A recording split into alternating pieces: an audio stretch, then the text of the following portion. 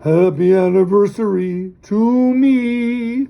Happy anniversary to you. Happy anniversary, me, Father Dave, and all of you at St. Pat's. Happy anniversary to us. Hi, everybody. It's Father Mark at St. Pat's, and I'm keeping social distancing, and I hope you are too.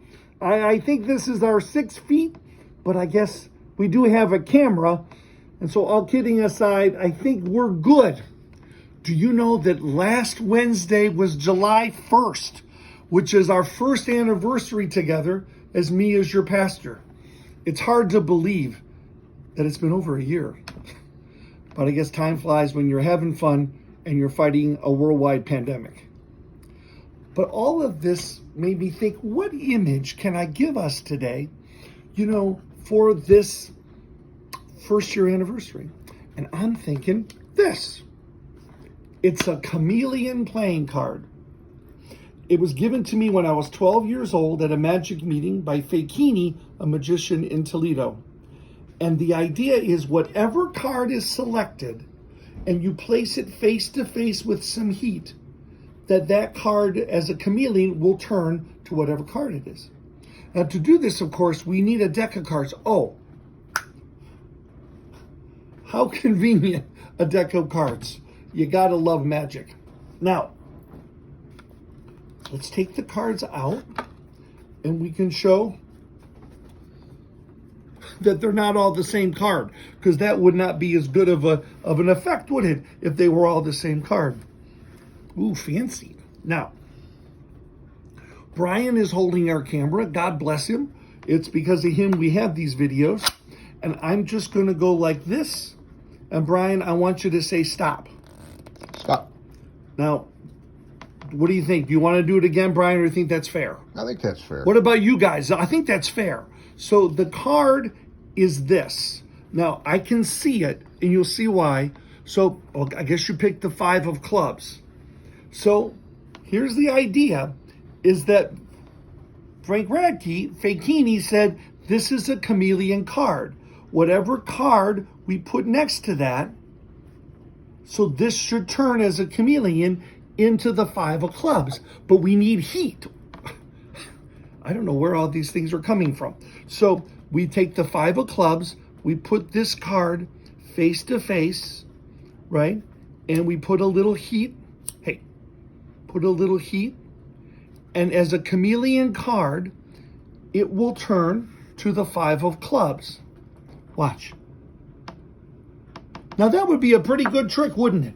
He could have picked any card. I mean, he could have stopped me anywhere, right? But he stopped me at the 5 of clubs. Now watch.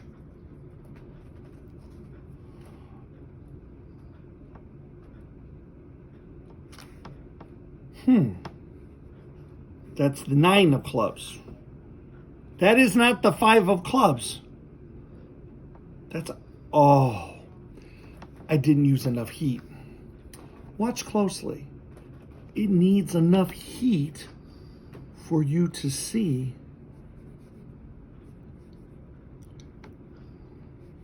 that it is indeed the 5 of clubs. I love that. But here's the only thing about that, though.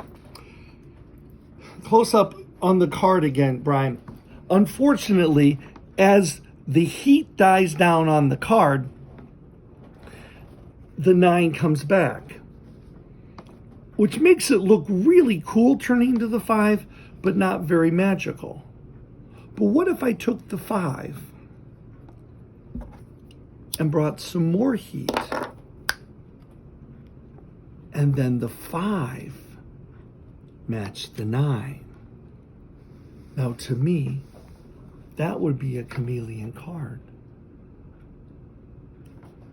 When I've done this, kids would ask me, well, Father, the 5 must be near the top. You just switched it. Well, no. None of these are the 5 of clubs. And the 5 of clubs is not toward the bottom. What really happened, everyone, was that the 9 and the 5 switched places, because the 9 used to be in the middle.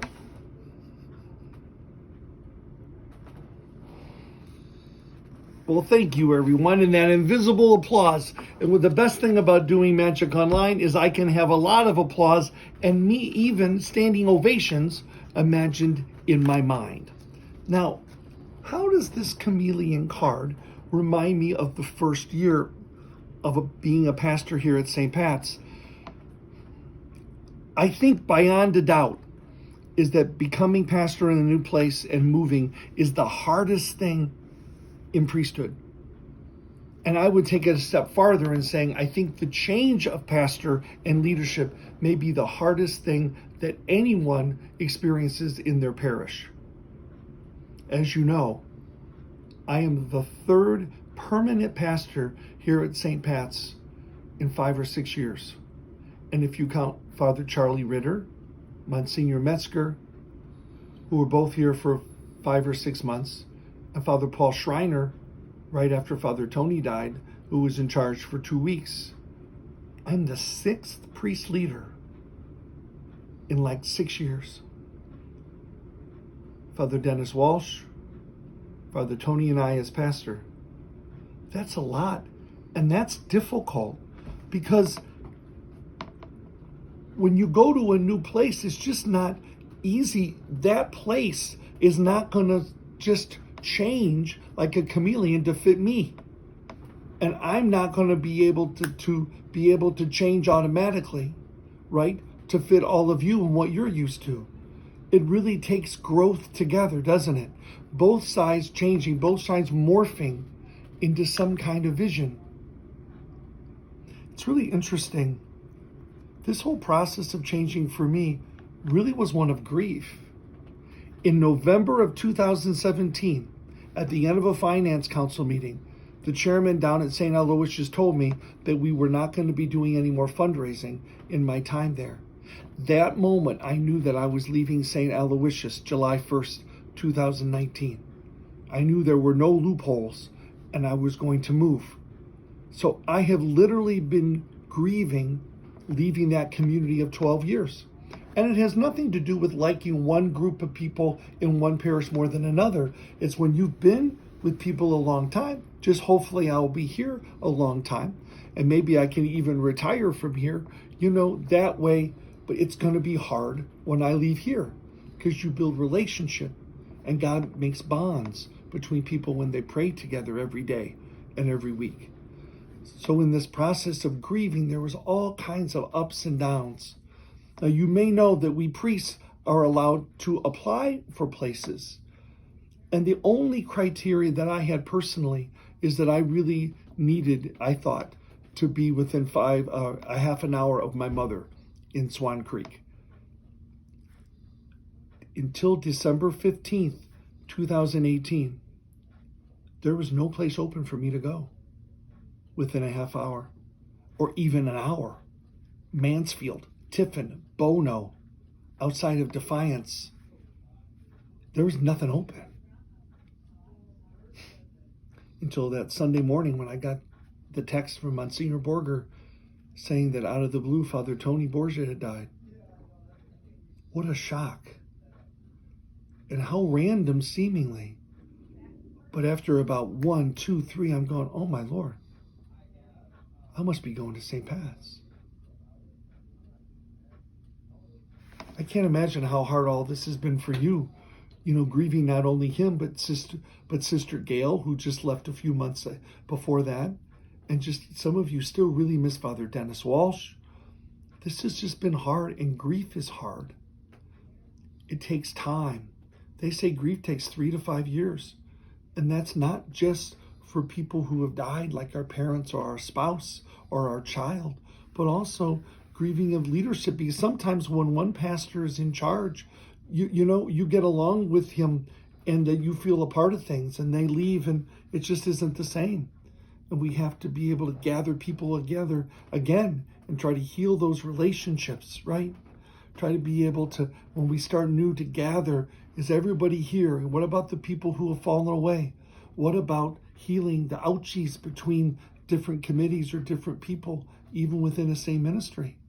It's new and it's grieving. and it's healing and it's gathering. I think one of the best things that we did personally, I thought, down at St. Al's, is that we got together for a big formal party about all of the things that God has accomplished in our parish. I didn't really think it was about me. It was about that time we had together, because it's always God. He put the right people there at the right time. That's always what happens.